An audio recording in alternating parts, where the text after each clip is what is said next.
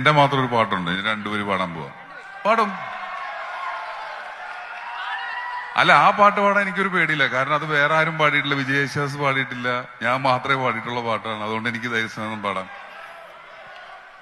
പാടന്റെ പാട്ടിനൊത്ത് താളം പിടിക്കും പെണ്ണ്, താളത്തിനൊത്ത് നല്ല ചൂട് വെച്ചിടും.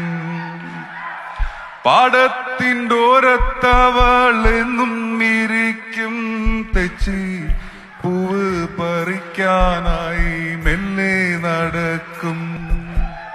പാൽക്കാരൻ പയ്യനെ കാണാൻ പാടവരമ്പത്തിനോരത്ത് നിന്ന് ആരുമറിയാതെ അവളന്ന് മെല്ലെ നോക്കിയിടും.